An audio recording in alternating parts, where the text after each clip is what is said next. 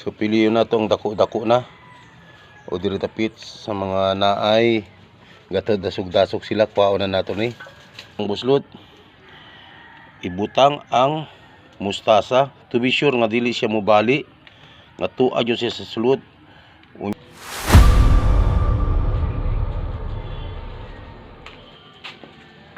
Magsugod na putag tanom karon mga kaparts ato sa ni kuhaon kay aron butang na po na ito laing mubutang na po lain na ito similya diri nga mustasa na po. So nara atong gikuha karon sakto ni para luto og gulay mga ka-parts. Lutuon kay kining paso kung paso ato na po ni tamnan karon. So ubani ko ninyo nga magtanom ta og mustasa. Sa mga naang simila sa mustasa mga ka-parts ug kini ang akong gitanom gahapon. Una na mao nang gitanom na ako gahapon mustasa mga ka-parts. Unya karon mutano na po ko nani nga ato sa ni ayo ang yuta diri kay murag daon na kay yuta o uga na kayo imo na ato na siya nga sa amin nani. Ready na di ba?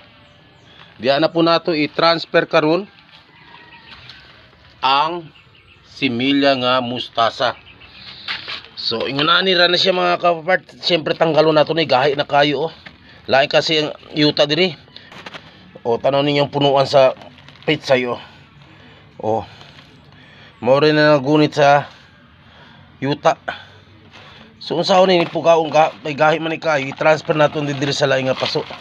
Ato sa pugaon ana. Pugaon.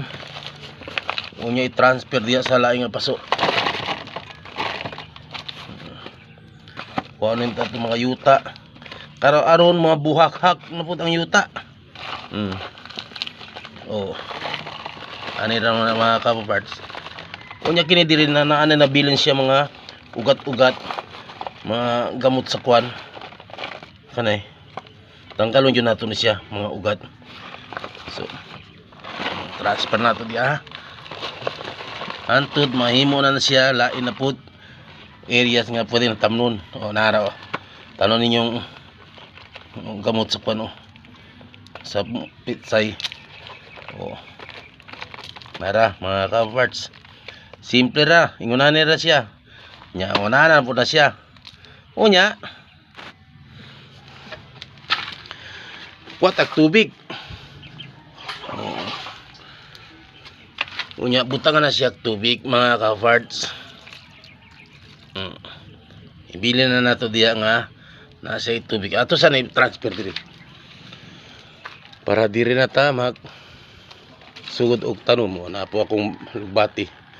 Natong mga na akong talong mga ka-farts. So piliyon na tong dako-dako na o diri tapit sa mga naay gatad dasog-dasog sila kuhaon na nato ni aron dili sila mo samot kadasok. Ibutang ang mustasa to be sure nga dili siya mobali nga tuad yun siya sa sulod. Unya gamay pisil. Ang mupisil unya sa iya ang tubig na bubusan balik tubig aron matamaan ang yuta dito yo sa iyang punuan. So ani ra ang procedure mga kaparts. Kay karon naa na sila.